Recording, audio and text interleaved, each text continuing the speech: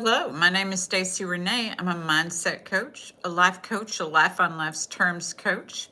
And tonight we're going to talk about if your happiness depends on someone else. I work with many people. I work with couples, I work with parents, I work with people who, a lot of times it's indicated that their happiness is dependent on someone else, although it does change.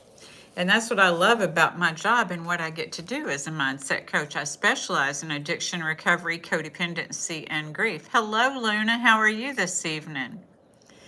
So, we're going to talk about, does your happiness depend on someone else this evening? So, I get to talk to a lot of people about this, whether it's couples, whether it's people with their own children. Hello, Dead Mike. Why, thank you. I appreciate that. How are y'all doing today? Before we get started, we'll give people a few minutes to get on here and then we'll get started. Um, you're okay? Good. Well, it's a Monday. We got all week to go. See how things are gonna go and how things are gonna happen. So I'm glad that y'all are here. Mike, I don't know if you heard the topic. The topic is going to be, does your happiness depend on someone else? So it could be relationships, whether it's your relationship, some people with their parents, their parents may drive them crazy.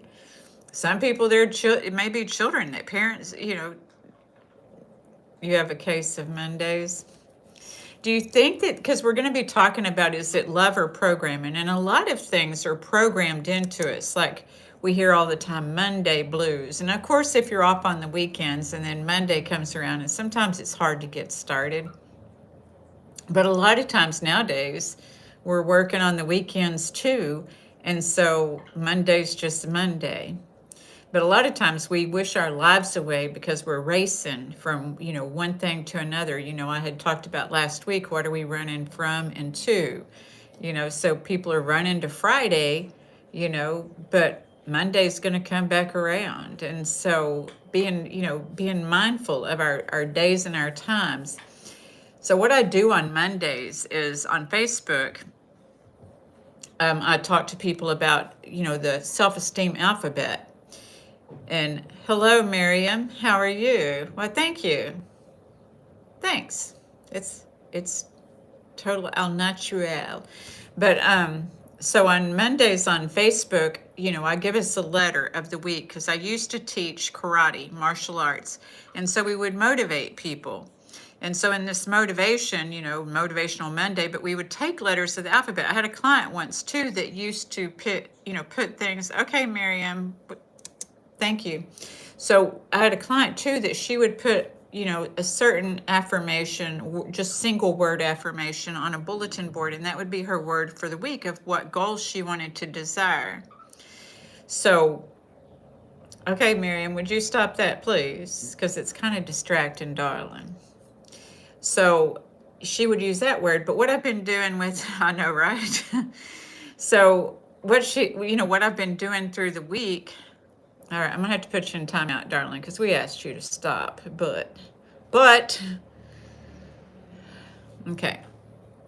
So yeah, she said to be timed out for 30 minutes. That will give her a chance to come back because she probably needs to hear this. You're very welcome. It's just very distracting. So on Mondays, like today, I'm at letter K. So what is it? A lot of times in that programming that I'm talking about is like, people ask, how are you doing? We say, oh, I'm good. I'm fine. I'm okay. And that's okay. All of those are okay. I'm not saying not to say that, but I'm saying that our language expands our experiences if we think about it. And I didn't think about it in my past, but I learned how to think about it when I was teaching the martial arts. It's about, well, I can say that I'm awesome today. I can say that I'm doing brilliant today. I can say that I'm charming. I'm feeling, pretty charmed today, or I'm feeling, curious today, or I can say that I'm dynamic or divine, or I'm energetic today, or I'm fantastic today, or I'm generous, or I'm great. We say I'm great sometimes. But anyway, you get the picture. So today it was K. So you would usually say kind, but we could say, it's keen. This day is going to be a keen day. And just make up our mind that this is what we want, And so That's how we learn to go for stuff. Because I know that, we're going to be talking about relationships tonight. And when I was evolving through relationships, my therapist asked me, Stacy, well, what do you want in a relationship? What do you want? How do you want to feel? And I'm like, because I didn't know what a healthy relationship looked like at that time. And I said, And she said, do you want to feel cherished? And I said, yes, I want to feel cherished. And she said, well, what does that look like? And I was like, I didn't know what that looked like. So if we start thinking of these words, then we'll start pondering, wondering. It will open that curiosity up for us to be able to work towards that kind of word and feeling. That's why sometimes we feel so limited, though, because of the programming, and this is what we think that life is just that programming. So I think that we could probably get started now. Thank you all for being here. I appreciate you. If you find this content something that you resonate with, please feel free to subscribe to this channel. So we're talking about tonight if your happiness depends on someone else. I get the honor of working with so many people that have been drawn to me by my being able to speak their language, because I understand and have worked through a lot of life on life's terms, and myself in breaking cycles and interrupting those patterns, is that nothing changes if it doesn't change. And sometimes these things are patterns, or sometimes it's cycles that have been handed down.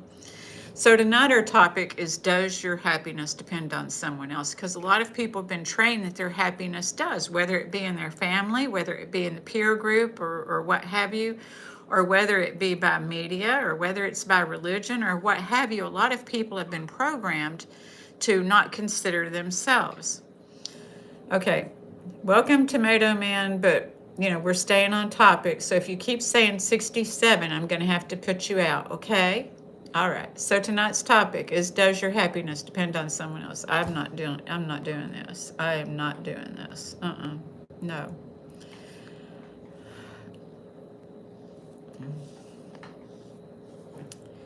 All right. No, and I think he finally said okay, but it was too late. I'd already made the decision so, I don't know why they do that. So tonight, that's our topic. So I work with married couples and people who have kids, and some grown kids, and some kids who are dealing with parents. And so this brings us to codependency, and a lot of people aren't aware of what codependency is. Good evening, George. How are you? It's good to see you again, too. Thank you for being here. We're talking about tonight, the topic is does your happiness depend on someone else? I was just saying that I get the honor of working with couples. I work with people who have grown kids, and have demands and things like this. It's all right, darling. I've already had to put 2 out, though. I've already put 2 of them out. Thank you, darling. So I'm glad you're here so I can focus. Dead Mike, they were driving Dead Mike crazy. We had number 67 enter the room, and then Raw entered the room. All right. So when I ask someone how they're doing and they start telling me about their spouse or their children, or maybe even grown, or maybe, their grown kids or best friends or coworkers, I bring it back to, well, how are you doing? Because sometimes people will go on for 20, 30 minutes. I'm so glad you're here. So some people will go on for 20 or 30 minutes about someone else, and I'm not their coach, so I can't help someone else. So this tells me a person is codependent or has codependent traits. I don't have too much time to listen. I'm in the ocean. All right, George, what ocean are you in? Hello, Tony. When your happiness depends on other people's happiness, you don't own your life. That's right. That's right. You give away control over your well-being, and it's better to live by principles than by dependence. Absolutely. So, Tony, did you find that you had to break some cycles and interrupt some patterns to gain your autonomy and your independence? Because a lot of these things get programmed. Thank you so much, George. You enjoy that sea. I know Kim's jealous of you being in the sea. Which one are you by? I'm close to the Caribbean myself. But so anyway. All right. So there is nothing more fulfilling than helping my clients find freedom. Freedom. Because that's what we get when you're close to the Pacific, Dead Mike. Cool. I'm hoping that, by next year I'm going to be near the Mediterranean. You're on your way down? Come on down, Kim. Come on down. You're at the Atlantic Ocean. You left France and you're going to Canada. Oh, very cool, George. Very cool. How amazing is that? Captain, you get to see a lot of cool things, I bet, just with the people on the ship. So enjoy. Yeah. So there's nothing more fulfilling than seeing my clients find the freedom from feeling like they have to provide their spouses or grown children with answers or performance for them. Allowing their loved ones to make healthy choices while they keep their cool. Because a lot of people get frustrated when people don't make the choices that they would like for them to make, right? A lot of people will take ownership of that, and that's where people you've broken your old patterns. Very cool. I thought so by the way you were talking, that you'd already interrupted, because it's breaking the cycles and interrupting the patterns. And interrupting those patterns means that we pause that minute, right?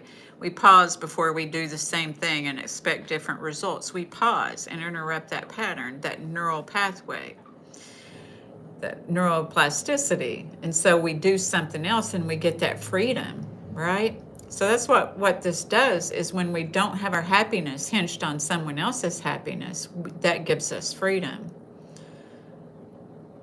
Dead Mike, I prefer the Southern Ocean warm and clear. Yeah, yeah. Kim, I'm trying so hard to do that. I know you are, girl. I know you are. It gets better and better and easier and easier. And one day you're going to look back and be like, I have so much freedom now. Good evening, George. Thank you for hopping in and saying hello. It's good to see you. So I used to go to therapy, and she also sent me to CODA. She did.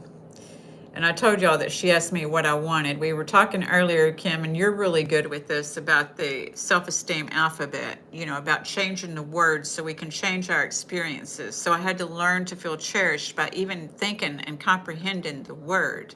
Because if we can't comprehend a word, we don't know how to explain it and how to describe what we want to the universe, electromagnetic field, in our prayers, however you do it.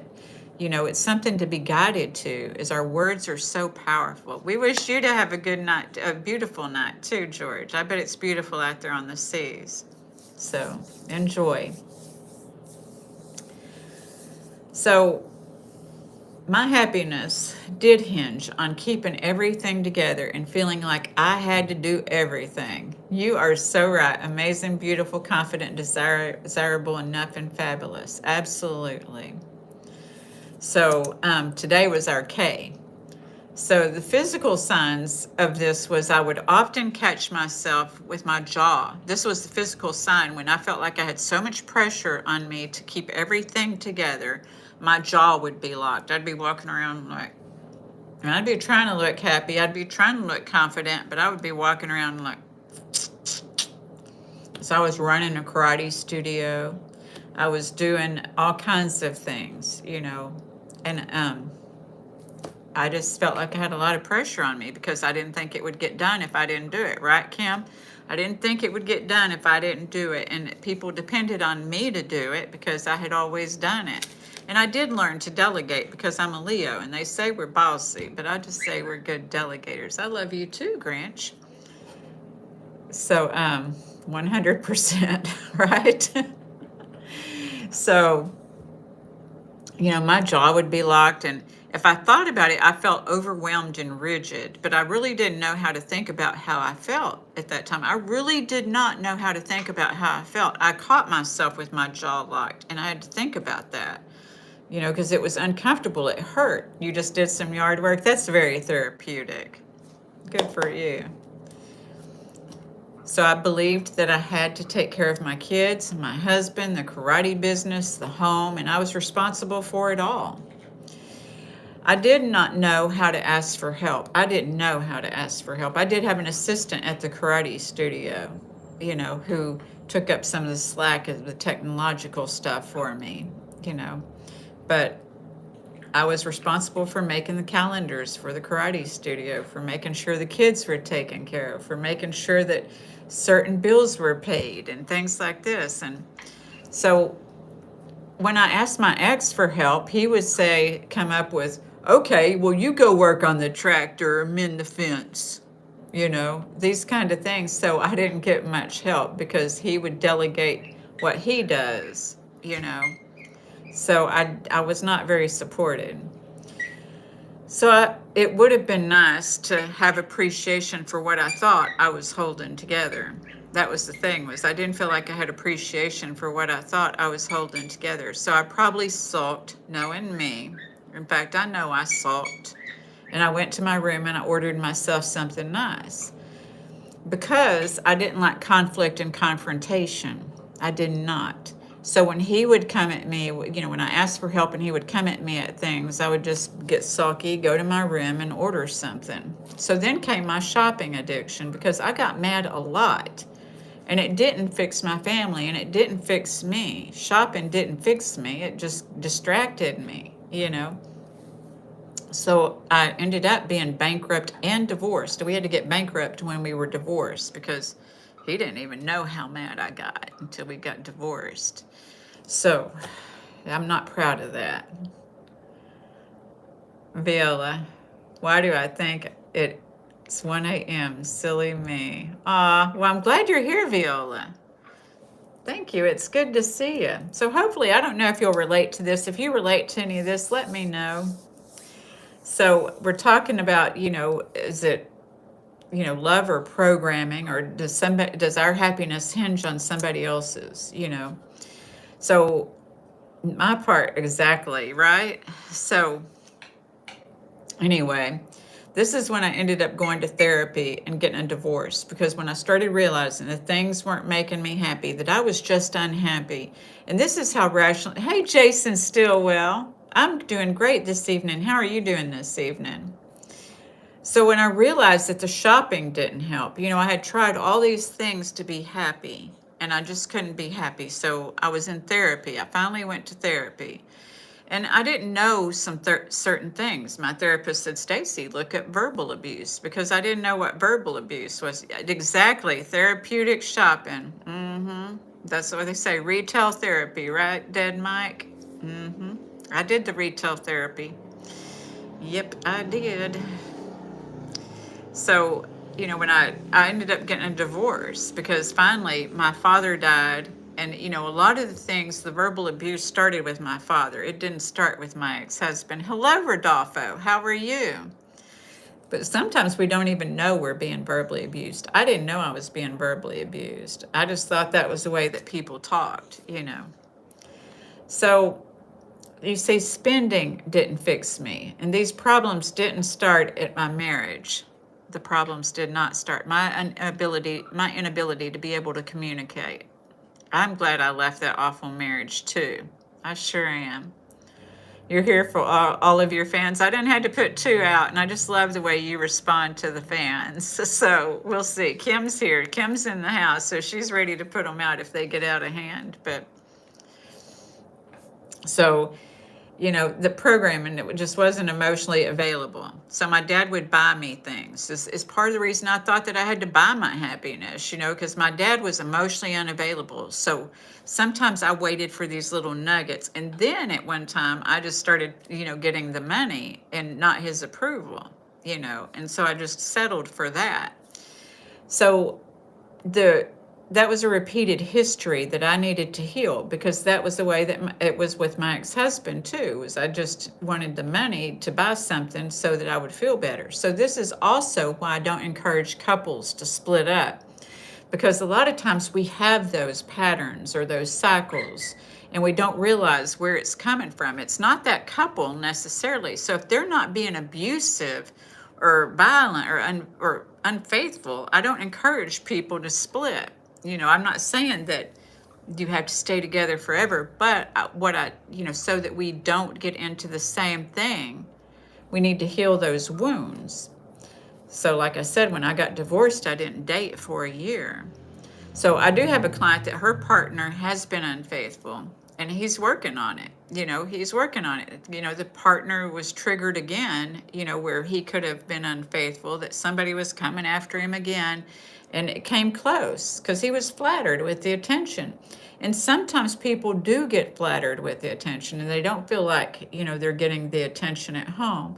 But he was able to interrupt it this time because he's seeking therapy for himself for why he might want to distract. Because PTSD, and there's certain learned behaviors with men too. Geez, jaded, wasted. It's good to see you, darling. I'm glad to see you. So sometimes when a guy's brought up by emotionally unavailable men, or they do this corralling. My dad and his dad went corralling together. Rodolfo, oh wow, she'll never forgive him. He should go. I don't know. I can't say, because they're both still working on it. And I do believe that if both couples or both people are willing to work on it, that they could heal it.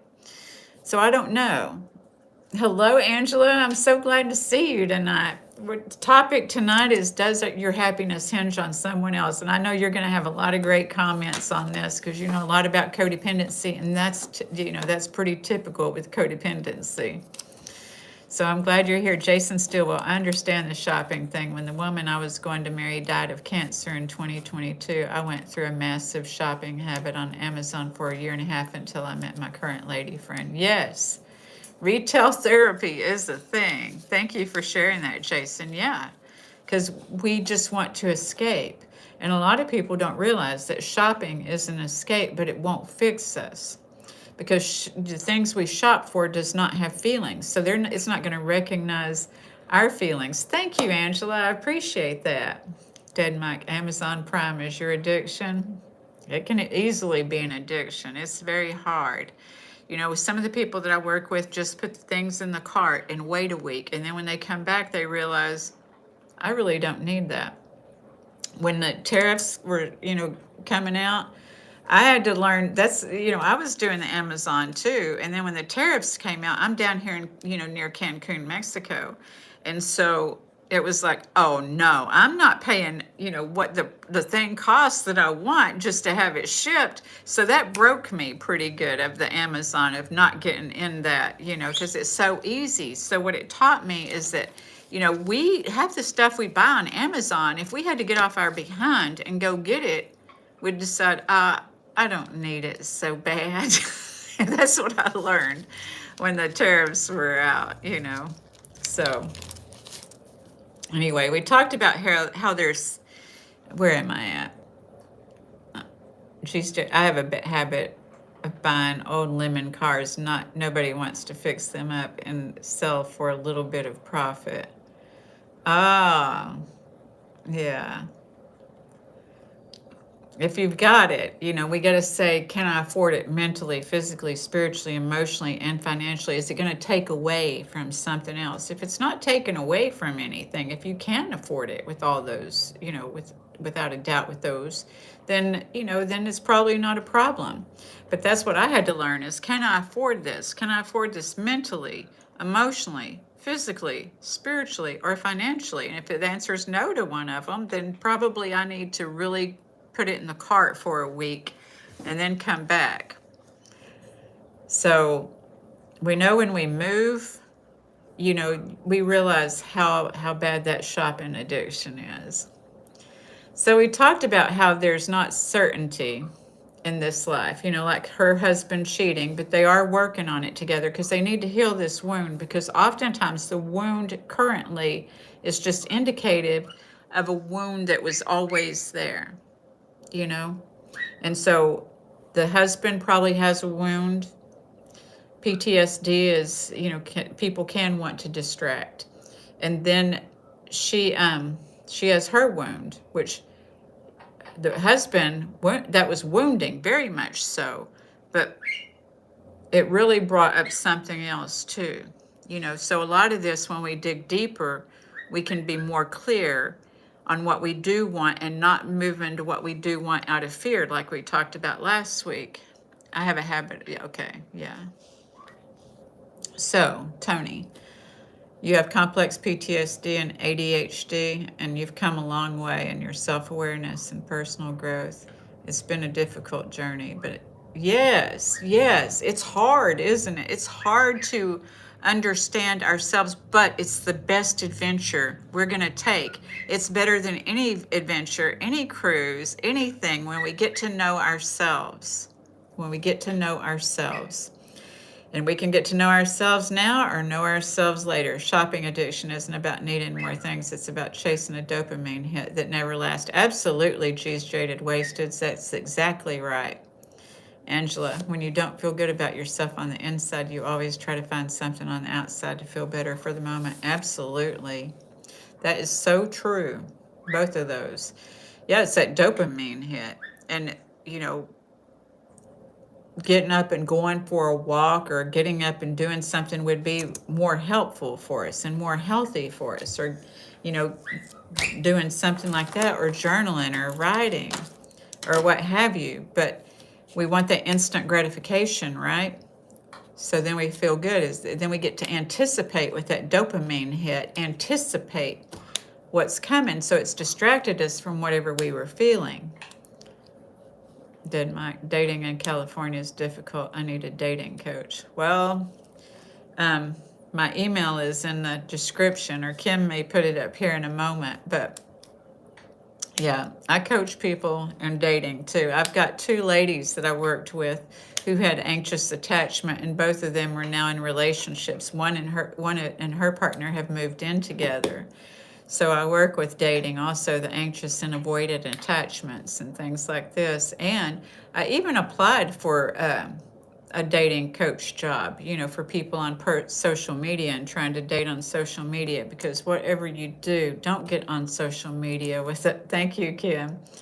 With alcohol or with your shirt off, laying on your bed. I don't get on those dating apps anymore, but I was like, what the hell? Anyway,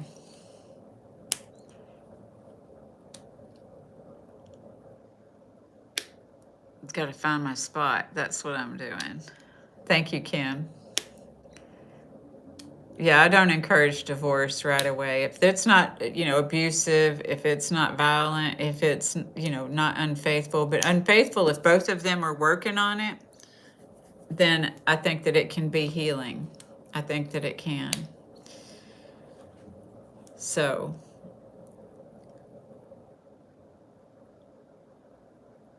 right? That's the thing. You're right, Jason. And you know, yeah, we need to find out what, you know, what we're hurting about, because chances are if we don't heal our pain, that's why my therapist told me not to date for a year after I got divorced, because I needed to heal my pain instead of relationship hopping. You know, find out what I want, what the problem is, and what I want to do about it. Thank you, Kim, or whoever's doing the hearts.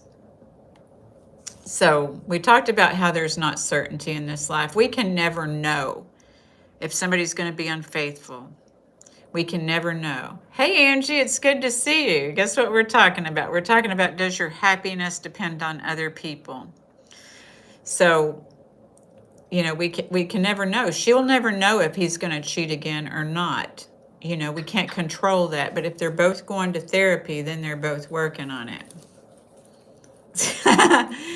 Thank you, Dead Mike. It's just, you know, it just is more attractive on there, you know, on the dating things.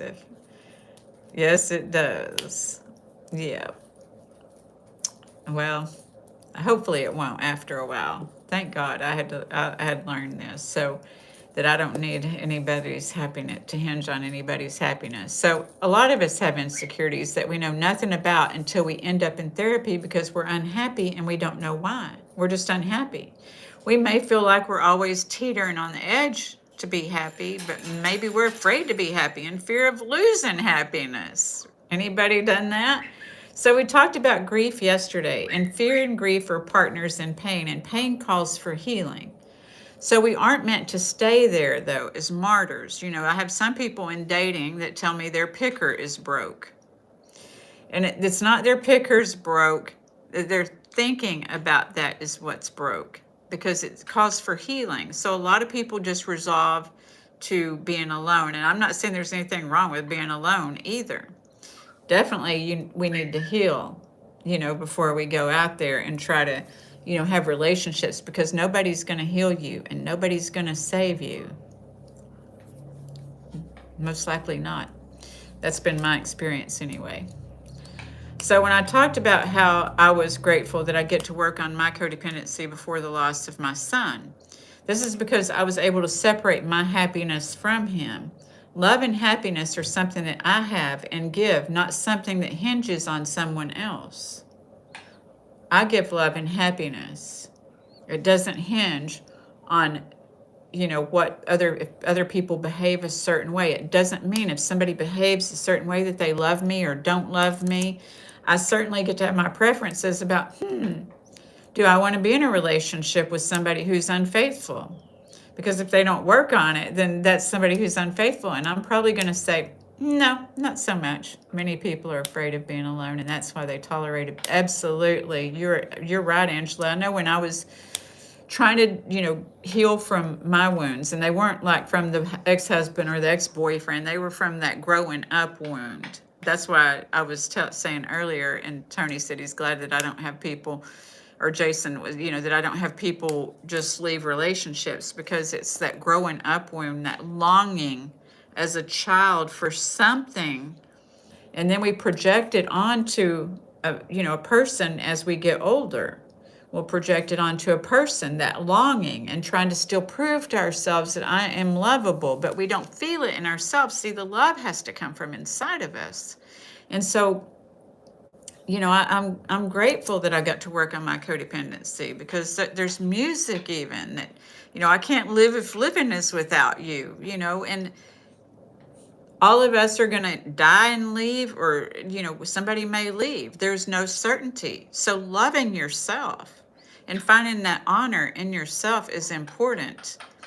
And honoring yourself is walking through whatever. Sometimes you may be hurt, but still walking, knowing who you are and holding your head up and not letting your identity hinge on the way another person behaves. Your happiness hinge on how another person behaves. Because as I say, happiness is an inside job. Nobody can give you your happiness, but some of us are longing for that, right? So I got to work on my codependency before the loss of my son, and this is because I was able to separate my happiness from him. I was able to know that he was an adult and this wasn't my fault. He had his own life, his own will, and I had my own will. And so we get to learn about our own will, because if I'm doing everything in my life to make somebody else happy, guess who's missing in the equation? Me. So I'm not saying that with our children, but once our children are grown, we have to let them experience their lives. So love and happiness are something that I have and that I get to give, and so when I give it, I don't feel like it's wasted. But I know my preferences. When I love myself, I know what my preferences are. So I don't subject myself to that. And what are my priorities? My priorities aren't romantic relationships right now. I had somebody trying to talk me into meeting somebody online this morning, and it's like, that's not my priorities. I have priorities, and I'm okay with my priorities. So love and okay, so it is my happiness, I have love and happiness in myself, and I have and give not to something that hinges on someone else. Okay. So it's learning that my purpose is not to serve one single person or a specific group, but to be myself and help others find that freedom also. So you see, because if we're trying to please other people, we don't get to be ourselves sometimes, because we're putting ourselves aside for other people, and we know that we are, because it doesn't feel good. Your soul will tell you, this does not feel good. This don't feel good at all. John London, you're here. You're here. All right. Well, I'm glad you're here. And Body Sving, glad you're here. Ahmad. Hello, John London. Rodolfo, yes. The fam's in the house. The fam's in the house. Dead Mike, you're second?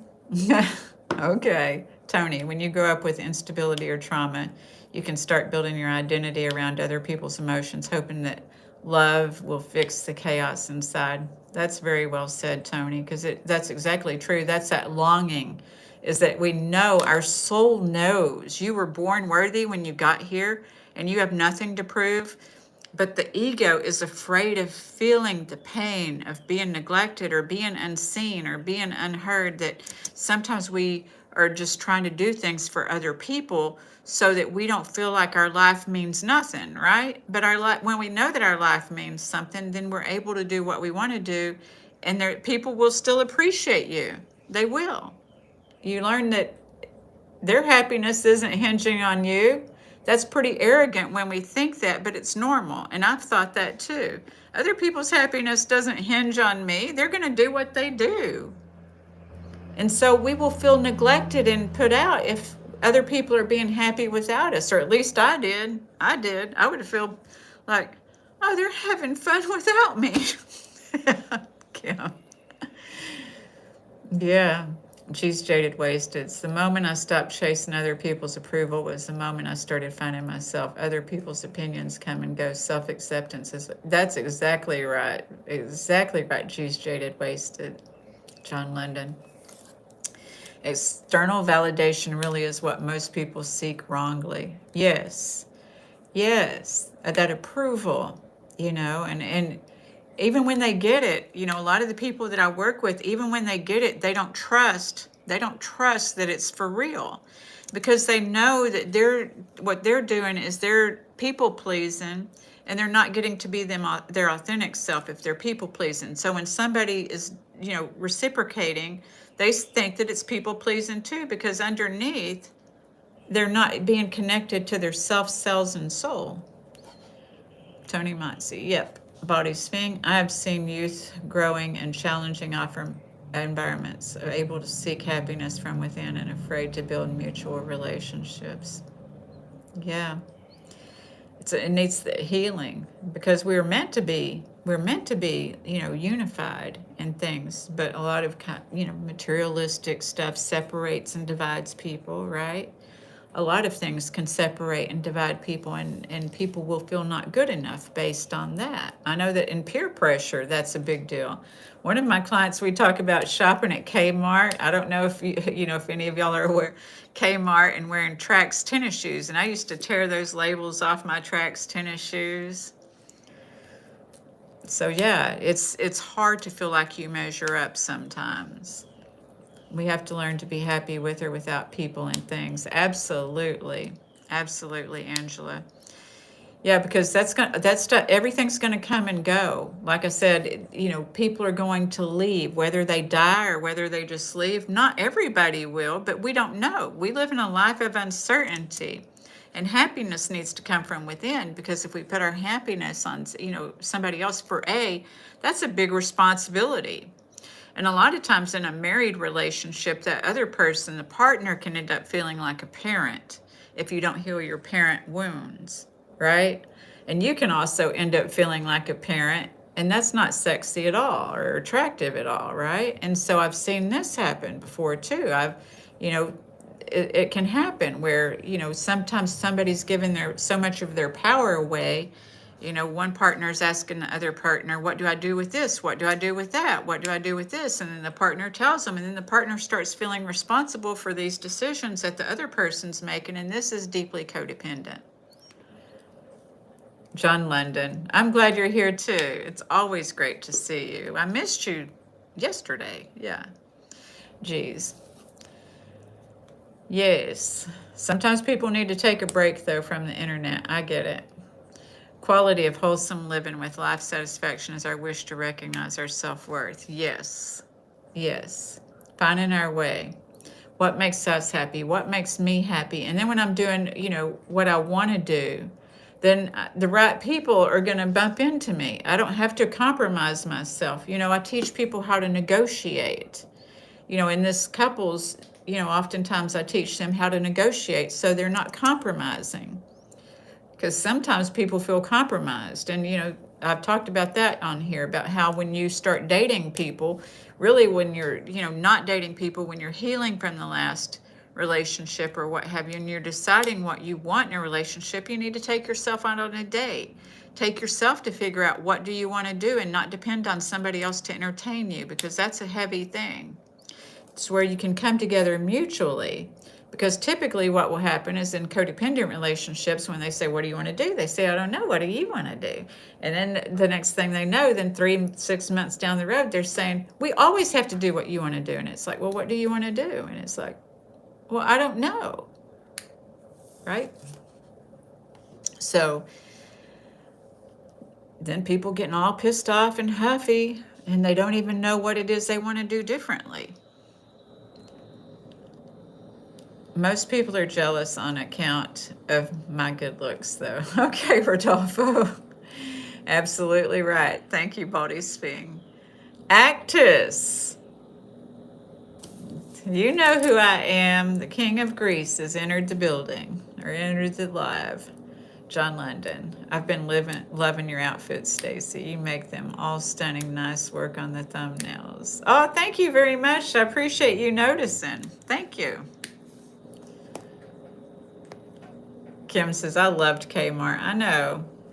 Sad they're gone now. Rodolfo. But when I was a teenager, I didn't have Nikes.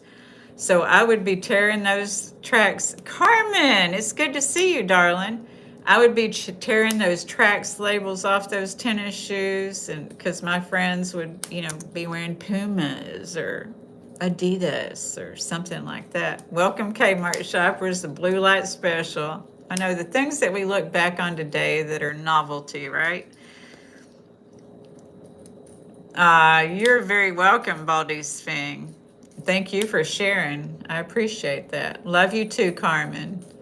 Actus, King of Greece, says, exit the live of Stacy, the guru of mindset with passion to share knowledge with positivity and creativity. Kisses, Stacy, right from 2302 Meter Tower.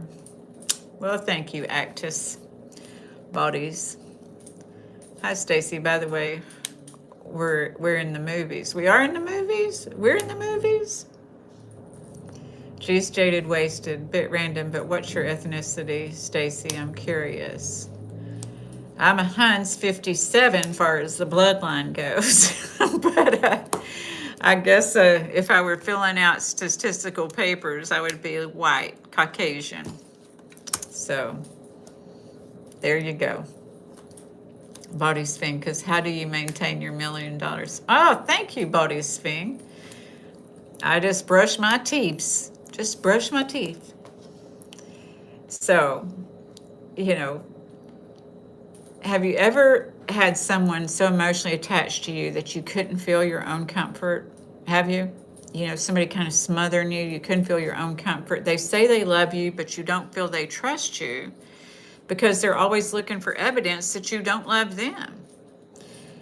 So if you don't trust, if they don't trust themselves, they may not trust you because they're saying they don't trust their choices.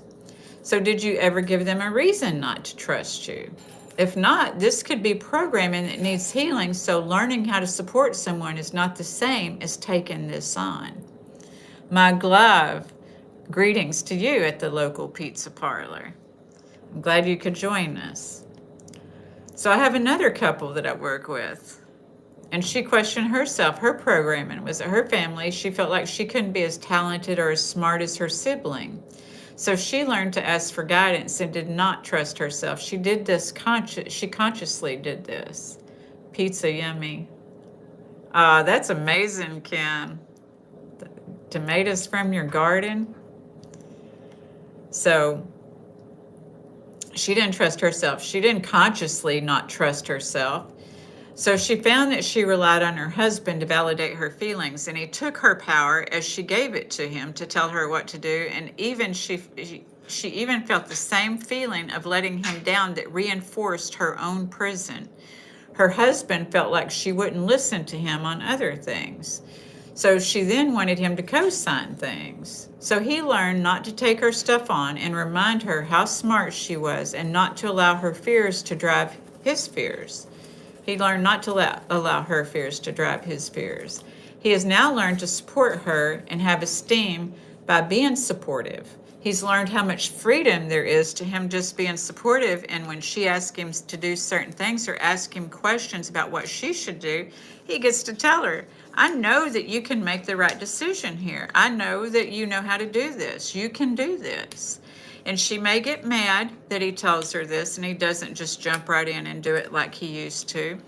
But she has learned that she does get to have a sense of self-esteem and less control, because she grew up in an environment where her family didn't think that she could do too much. They had her in some special classes and things like this, so she thought she had a problem learning. And she really does not have a problem learning. A lot of people just need a little extra help if they started a little late in school and things like this, but it doesn't mean that they're this way forever. But that was the role that she had taken on, that programming that she had taken on. So they're able now to come together as mutual without him being up here and her being down here, So that's another case, of where we give our power away and then get angry, when someone doesn't trust us because we've sat here and said, well, how do I do this, or do this for me or that for me? And we don't do it ourselves when we know that we can, and that's codependent also. So he's now learned to support her, but not do things for her, and have esteem by being supportive, by feeling like, instead of feeling like he needs to be her hero. He gets to own that he knows how to do the things that she can't do, but there's things that she can do that, he can let her do now. And she feels good about it when she does it. Geez, Jada Wasted. Sorry, I meant your background as a Baltic European. I find you looking Scottish, Swedish a lot. My grandpa used to say, now I have Greek in me. There's Greek, that's obvious. My grandmother's dad was full-blooded Greek, but then her mom was Norwegian. And then on my grandpa's side, he's like, we're Black Dutch, English, and da-da-da-da-da. So, and then, my great-grandma, she was like, she had some Indian in her. So there's all kinds of stuff going on here. So Baldy's being, I have traveled much in remote places of the world and realize we are all looking for the same things in life: to feel safe, to feel good, and seek happiness through sharing. Absolutely. We are supposed to be unity and community, but we have to work through our issues, that we're not always going to like everybody and we're not always going to get along with everybody. However, city dwellers tend to be a little more cautious and reserved in seeking happiness through sharing. Yeah, it really does depend on where you're from. My ex-mother-in-law, one time she came down, they were from Michigan, and I'm from Texas. Texas, we're the friendly state.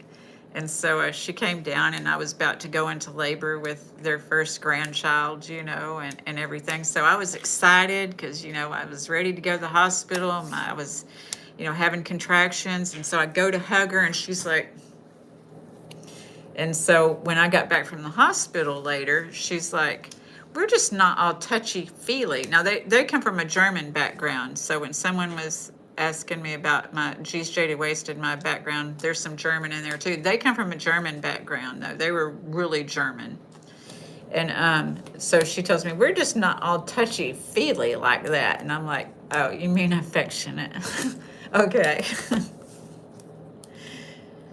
So Baldy's being, otherwise, upon gaining a touch of spiritual enlightenment, I found the common aspiration to grow our sense of belonging. Yeah.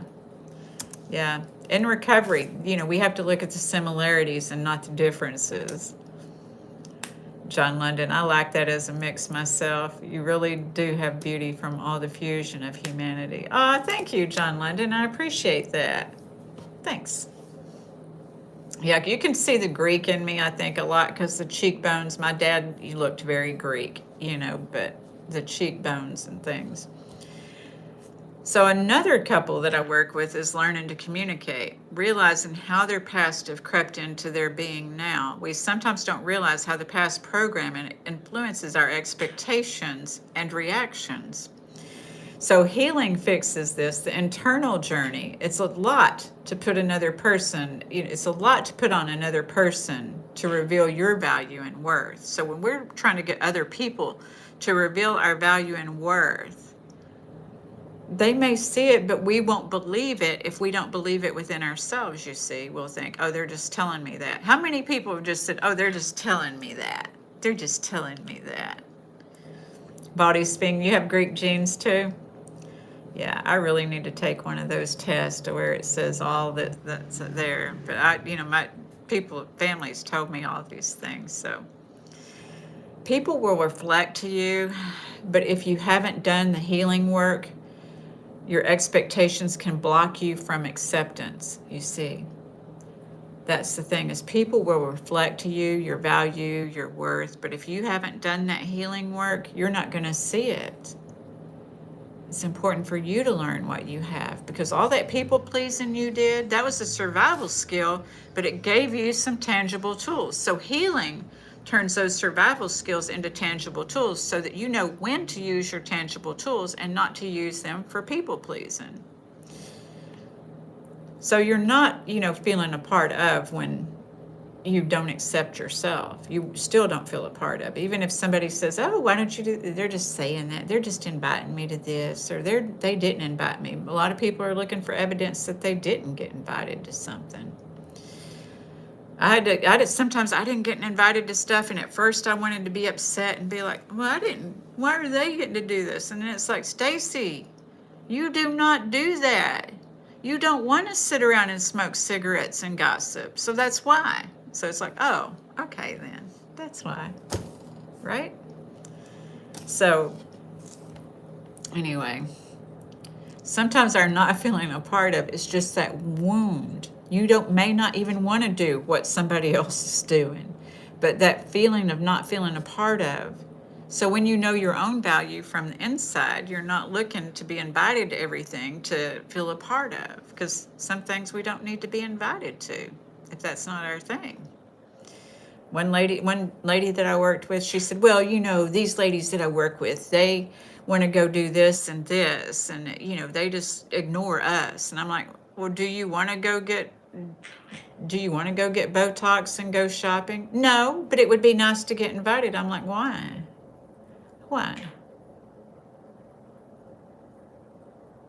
She never thought about that. She was taught that it would just be mannerly. But see, then when people are just mannerly, then what do? Then we say, oh, they're just inviting me, right? So it's about getting in our own psyche and not these things, because, what do I want? Because you're not going to feel left out if you know what you want. So you can turn down the invitation or go sit there awkwardly with doing things you don't want to do, compromising yourself. Those are your choices. So when we realize what we want and that we're not going to align with everybody, there's nothing wrong with going to get the Botox, and there's nothing wrong with not going to get the Botox. The problem was that somebody felt left out, but this person probably didn't know that they wanted to go because they probably have stated that they didn't want Botox. So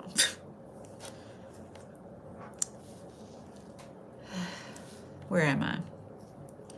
So even the best intentions and compliments, if you've not accepted yourself, you may not receive compliments that are given or invitations that are given. This is why sometimes you can never love someone enough, but if you love and trust yourself, you will know what and who is meant for you.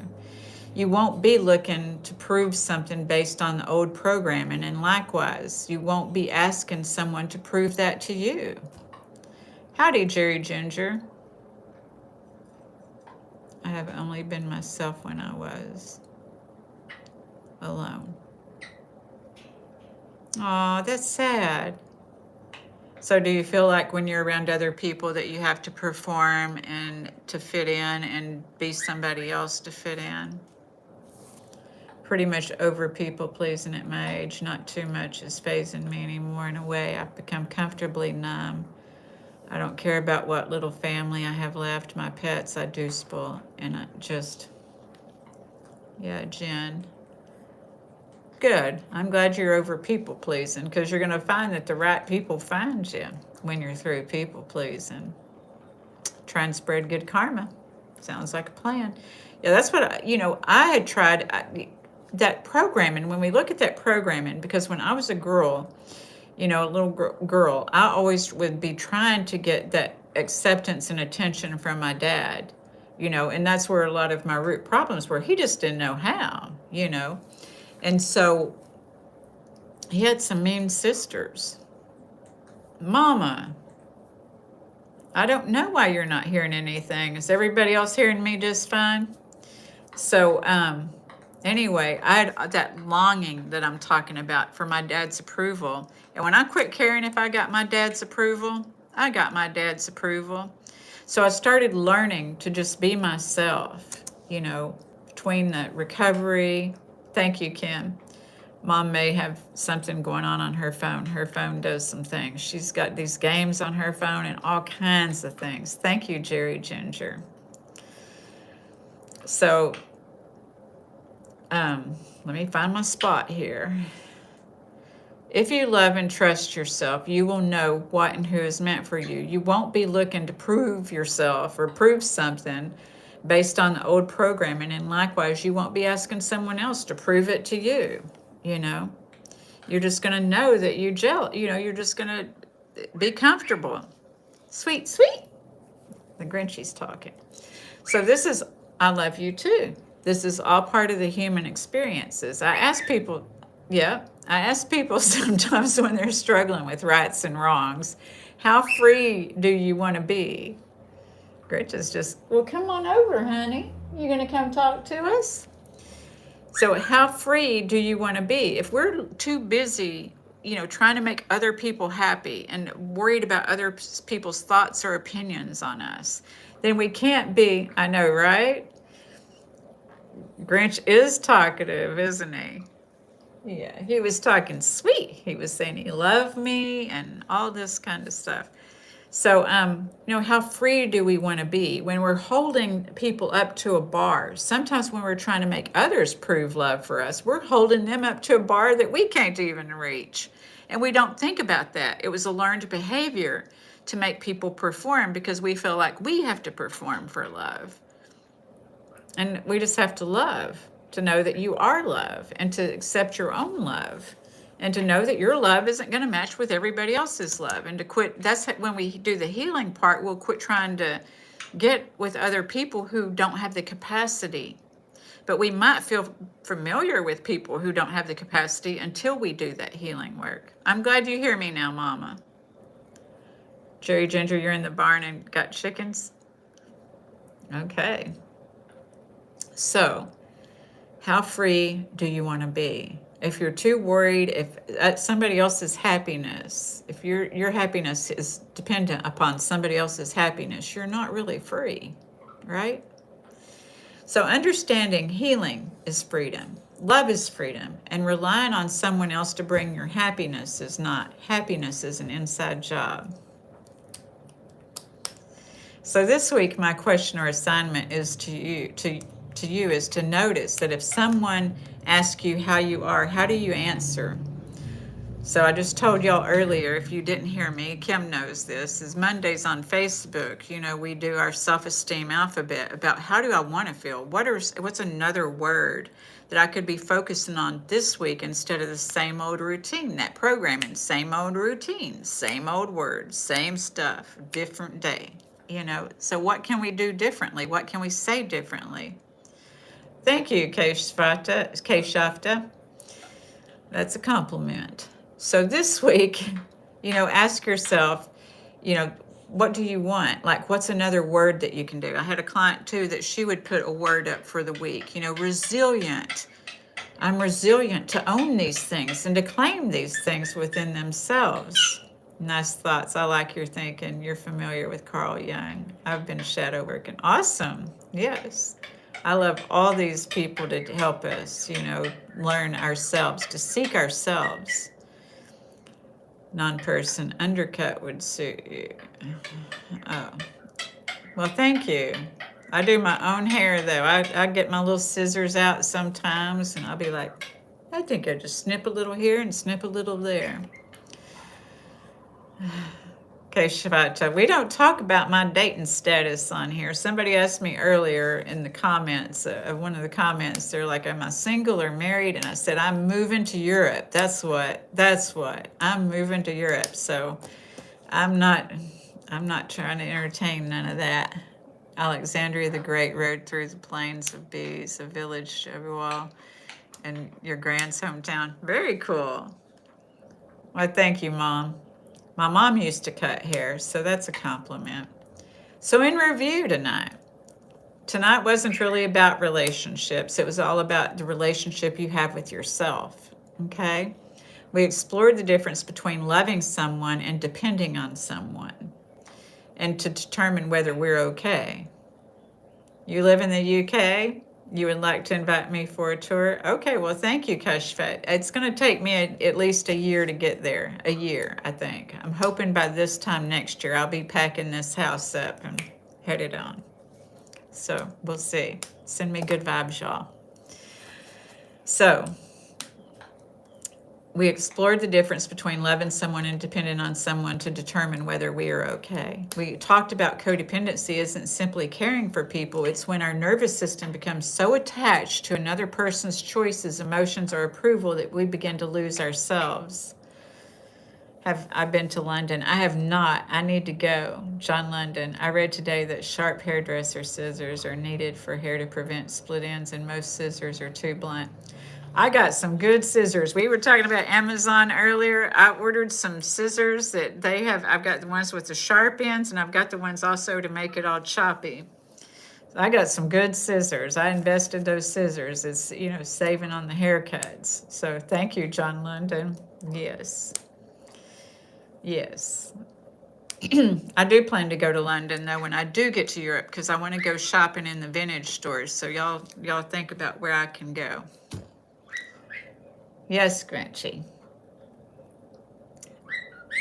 Yep. You're going to show me your hometown, Vancouver. And really, well, when you're ready, you'll show me around. Thank you very much, Keshafta. Harrods in London. My goodness. I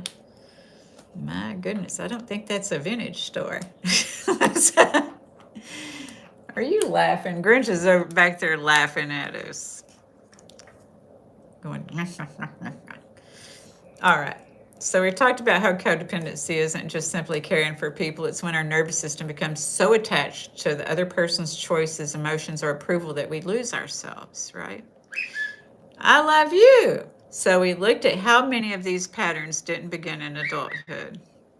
Thank you very much, John London. I appreciate that.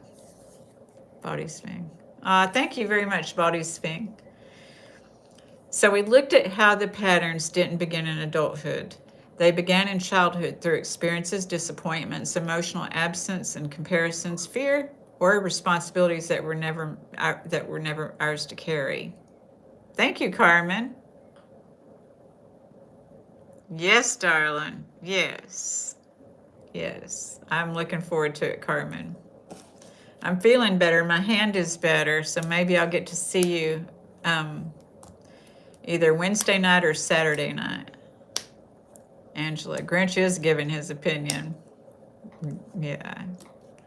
Jen, not trying to sound political, but it seems like Europe is having their fair share of problems, but I'm sure touring would be nice. Well, I'm going to move there because, wherever we go, there we are, and all of them got their share of problems. They sure do. I like the blazers that look kind of like that are what was that the idea? I like the blazers, like when I get over there, blazers that look kind of distressed. I like some stuff that kind of looks distressed. Like I can see me wearing some blue jeans and a distressed blazer and a hat or something. I kind of like the old Stevie Nicks style. I like that kind of stuff too. And And Zara. I mean, I like Zara. I'm looking forward to when I do buy new clothes, going to Zara's. Rock chick like Stevie Nicks. Yes. Yes, indeed. So, yeah, you just, all kinds of stuff like that.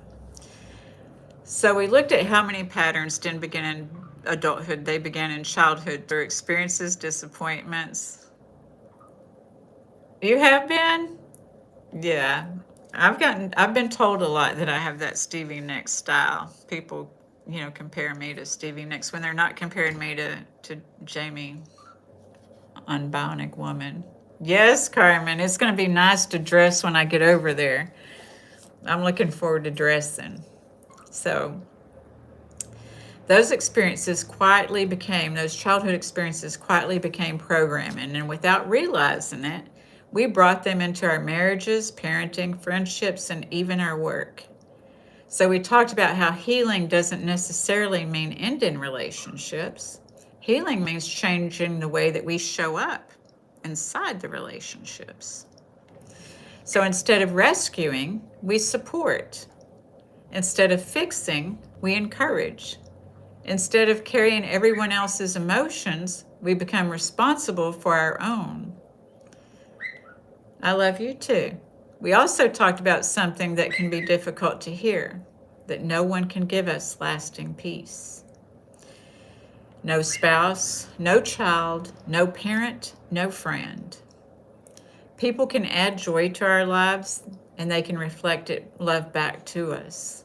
But if our happiness depends on another person's behavior, choices, or approval, then our peace will always feel uncertain. So real freedom comes when we realize that happiness is something we cultivate within ourselves.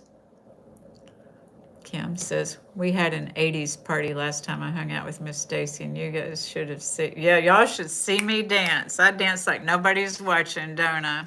And I did. I had on my blazer, and I had on a red dress. I had a black top coat on with velvet hair, and I had a red dress on that was satin.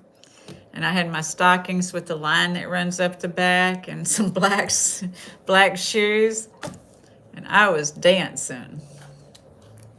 We had a lot of fun, didn't we, Kim? I will dance like nobody's watching. I will accept your invitation for a London tour, but it's going to take me a year to get there. You're going to hold that invitation for a year? Angela, codependents are always afraid of rejection and abandonment. Absolutely. Yes, we had a great time, Kim. We sure did. I danced. I had so much fun. So, love becomes healthier because it's freely given, not desperately needed. Yes, I'm on Instagram. I think it's Stacy_Renee, and then the number 4 in life. Yes, she did perform at their reception. I saw her back in 2017 with actually the Pretenders, Chrissy. Okay, thank you, Keshafta. So love becomes healthier because it's freely given, not desperately needed. Trust becomes stronger because it begins with trusting ourselves. And relationships become places of sharing instead of surviving. I shared stories tonight because healing isn't a theory. I've watched people begin believing in themselves after years of doubt in every decision. I've watched spouses stop trying to rescue one another and instead become safe places for growth. I've watched people learn that they can deeply love someone without carrying the weight of their life. And that's freedom. So when someone asks you, how are you? Notice what happens first. Do you immediately begin talking about everybody else, everyone else? Or do you actually stop long enough to notice yourself? And maybe even a deeper question is this: how do I want to be? How do I want to be? I look like Pamela Anderson when she was on Baywatch. Well, thank you. Thank you. I appreciate that. It's been a while. So, How do I want to be? You know, because healing begins the moment we become aware. Awareness gives us choice, and choice creates new experiences. New experiences build new neural pathways. So, you know, when we're thinking about these words, you know, what do I want to experience? You can't be happy if you're playing a role instead of being authentic. Absolutely. Absolutely. And when we're authentic, what's meant for us will come to us, and we won't have the awkwardness or where we don't feel like we can talk or be ourselves, because we know when we're afraid to talk and be ourselves. Jason Stillwell, I've heard she and Lindsay Buckingham may have found peace, and Fleetwood Mac may tour again with Lindsay. Well, that would be cool, wouldn't it? Yeah, because I saw Stevie Nicks. She wasn't with Fleetwood Mac. She was with, you know, Chrissy Hines from the Pretenders, I believe it was. It was a really good show, though, in 2017. So choice creates new experiences. New experiences build new neural pathways, and little by little, what once felt automatic begins to feel freeing. You know, it may feel awkward at first, taking yourself out on a date, you know, finding out what you like to eat. But if you've been curious, you don't have to wait for somebody. Don't wait if you want to buy yourself flowers, gifts, cologne, whatever it is you want. Just buy it for yourself. Jason Stewart, I've heard. Oh, okay, Jen. They won't be the same without Christine, though. I know. I know. That will be very different. And little by little, what once felt automatic begins to feel freeing. It was always meant to, you know, it was always meant to grow from the relationship you have with yourself. And that doesn't make you selfish. It makes you whole. And you were born whole. You were born whole. You were born worthy. And you were born divine. And your soul knows when you're compromising yourself for somebody else's happiness and giving up your own. So I hope that you'll think about, do I depend on somebody else for my happiness? And how can I be happy and be my authentic self, like Angela said? You know, because if I'm trying to make other people happy all the time, I'm not living my own life. And we want to share our lives, you know. In the anxious and avoidant attachments that I deal with, is these people don't even get to have, you know, the space apart.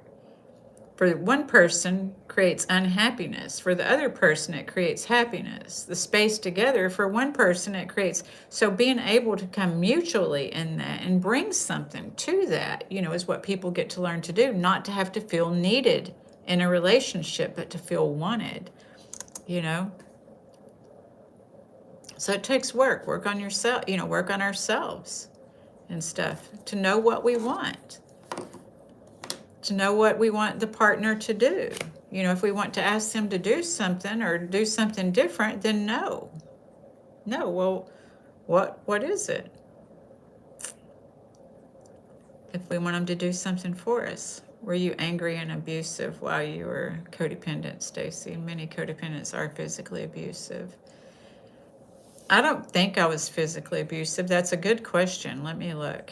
I don't think I was. I was more a doormat when I was being codependent.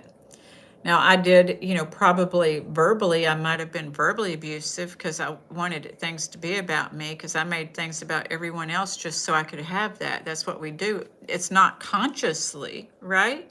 It wasn't conscious until I had to do the healing work. And who wants to admit that I'm doing things for other people that I want them to do for me without being able to ask them to do these things for me, right? And so that was manipulative, and I had to own that. I had to do the work, and I had to own that's manipulative. I had to learn how to use my big girl words. So I don't know that I think most of my behavior was more passive aggressive behavior when I was codependent, because I didn't know how to use my big girl words and ask for what I wanted and needed. And also not to depend on somebody else for my happiness, because codependents do depend on somebody else for their happiness.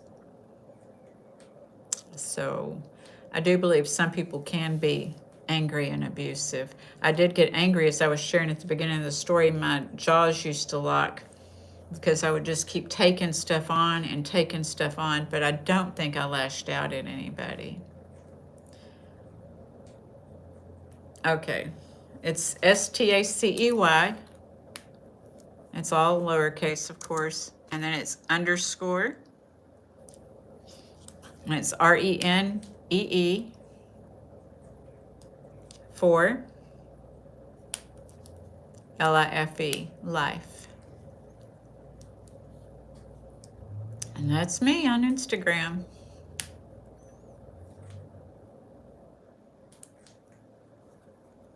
So did anybody relate with this tonight? Thank you, Kim. I appreciate that. Kim's amazing. Y'all give Kim a hand. She's always an amazing moderator. And I want to thank you all for being here tonight when you could have been somewhere else. And if you haven't subscribed to this channel, I hope you'll consider subscribing to this channel. And also, I know that we talked about Instagram, but on Facebook, I'm just simply Stacey Renee on my personal page.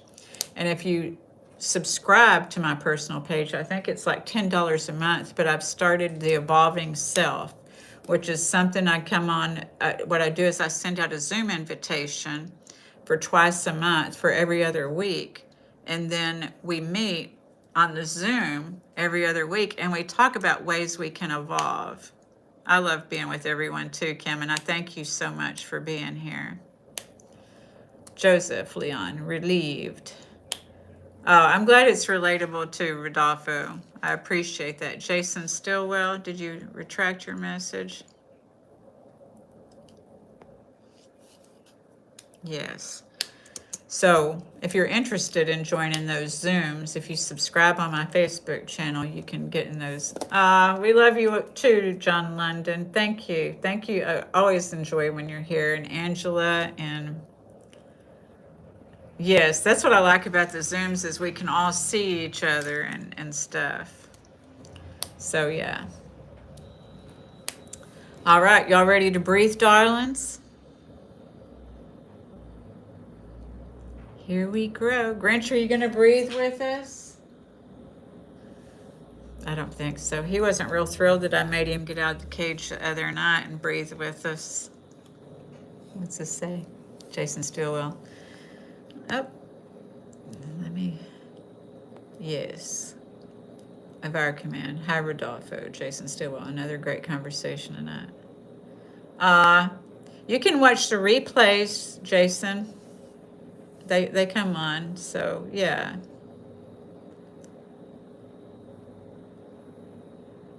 Rodolfo. Absolutely anxious, avoidant attachment. Or Viola, if you want to coach or anything, my email is in the description, or Kim's probably put it in here somewhere if you want a coach to help you with that. Because, yeah, I've had two, just recently, well, in the past, year, 2 years, that I worked with, and they are now, one of them's living with hers, and the other one, I think they're going well. It's doing very well. They've learned they are the prize, so they won't be so anxious. Jen, really don't have to worry about this. Free and single at this rate. We'll probably stay this way. That's fine if you're happy with that. That is totally fine. I'm free and single too, and I'm pretty happy with it myself. But I think I'll once I get moved, I think that I'm going to probably have another relationship in me at some point in time. I probably will do that. Yeah, there is a better connection on Zoom. I know, I love when John London's here too.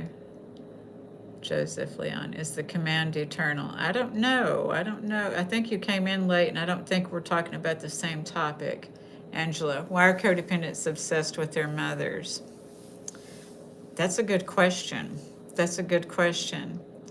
Because I think that some are more obsessed with their fathers. I do. That there's a lot of father and son and father-daughter codependency, especially father-daughter. But that's my, from what I've seen. But some are because they just, it's true that there are a lot that have that, the daughters and the mothers. And so I think it's from the early bonding, early on, that we bond with our mothers first. And so sometimes the mothers can be very impressionable. And the mothers can teach the daughters to be codependent. And so if the daughter's codependent, always looking for the mother's approval, and then the daughter gets in a relationship and then they struggle with the relationship because they don't know how, because they've only really had that bond with the mother, because sometimes it's very enmeshed. Does that make sense? And I hope that answered it for you, Angela. Viola. Bless you, Viola. Well, I don't know, Joseph. Viola. You've copied it? Okay, thank you. People pleasing. Yep. I used to people please too. Yes, I was. My mom is here, so yeah, but my mother, directed a lot, and I had to learn not to be codependent with my mother. Yeah, because she was very impressionable, but she didn't always, give me the right kind of advice and decisions, and I had to pay for it, So, not throw you under the bus, Mom, but my mom was very young, and she did the best she could. Jason Stillwell. I'm an anxious, preoccupied. He is fearful, avoidant. But in some way, we're healing each other without losing our autonomy. When the people are right for each other, they will overcome and get through. Absolutely. Absolutely, Jason. Yeah. It's true that when people work on, they see a problem, they want to solve it together rather than have that anxious and avoidant. You are very welcome, darling. Are y'all ready to breathe? Thank y'all for sharing everything, for all that you all shared this evening, and for all your encouragement and everything. I really do love and appreciate you for that. And thank you so much for being here and subscribing, whether you subscribed 5 minutes ago, 5 weeks ago, 5 months ago, 5 years ago, whenever. I appreciate it because, feeding this algorithm. Jason is very smart. Everyone's here very smart. I just love y'all. I love everything y'all share and the questions that you ask. Yes, let's breathe. I don't know if Grinch is going to come out with us, but let's breathe, darlings. Grinch, you going to breathe with us from in there? Yeah? Yeah, he's about ready to put himself to bed. He kind of has put himself to bed. All right, so just breathing in that freedom and then holding that. Maybe there's a word or an experience that you want to have and you want to embrace that experience on the 4 count. Just do the best holding your breath. If you can, for 4 counts, we breathe all the way into our tummy. Thank you, Valdez Fing. Thank you. Yeah, Mom, he's already putting himself out. So we're going to breathe all the way into our tummies. Shoulders will come up. Your heart will open. And then we're just going to hold it for 4 counts if that's comfortable. If not, just do whatever's comfortable and then just release gently and slowly through your mouth. We do this 5 times if you're new. Okay? All right, we're going to regulate and regenerate. Then John London will get to go to sleep, right? So here we grow. Take a deep breath in.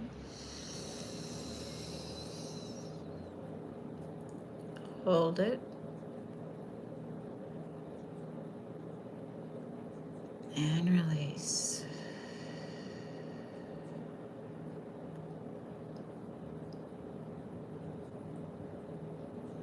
Breathe.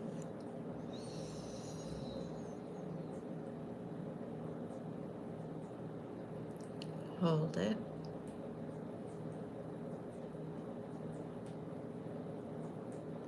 And release.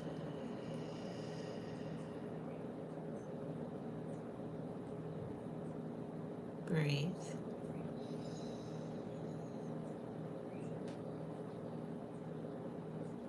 Hold it.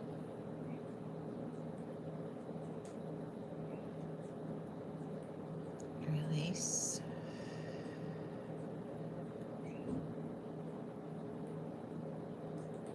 Just 2 more.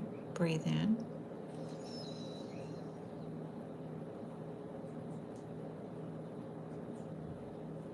Hold it.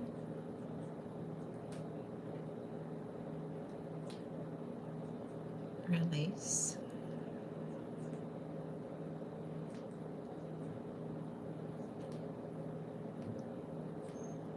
Last one, breathe in.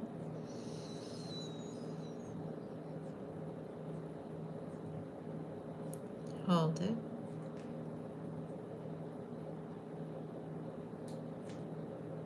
And release.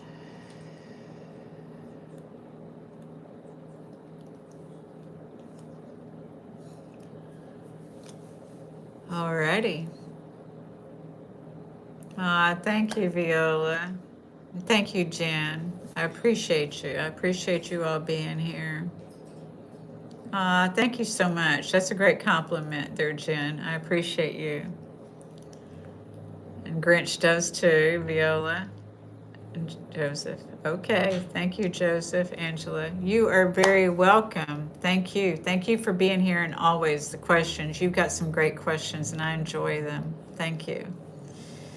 Body swing. I transfer all my negative energy by hugging a tree and revitalizing another moment. Yes. Yes. I like it. Okay, Schutz, I can't find you on Insta. However, I will message you on Facebook instead. Yeah, it's easy on Facebook. Just Stacy Renee. Yeah. Thank you so much. I'll look forward to your message. John London. You are very welcome, John London. Thank you for being here. Are you going to get to go to sleep now? Thank you for those hearts. Love you, Kim. Thank you so much for your amazing work here. I appreciate you. And I will see your hubby next. Thank you. All right. Y'all have a good evening. And I thank you so much. I'll be back on here Wednesday morning at 9 a.m. All right. Excellent. I hope you sleep well. Get you some blessed and regenerated rest, John London. Bye, Baldy Sphinx. Jason Stillwell, you are very welcome. Thank you. Angela, good night to you too. Good night, everyone. Good night, beautiful mama. Good night, Jen. Yes, it was great to have you here. You are good company. Okay, rest well too, Baldy Swing. All right, you have a great night too, John London. Thank you very much. Yeah, the family's great here. I just love them. I just love you all. Thank you. Yeah. Rusty, good night to you and Amy. Thank y'all for jumping in. I appreciate that. Y'all have a great night, okay? All right. I'll see you Wednesday morning at 9 a.m. Central Standard Time. Love you too, Baldy. Joseph. Thank you, Joseph. All right. Good night, y'all. Bye.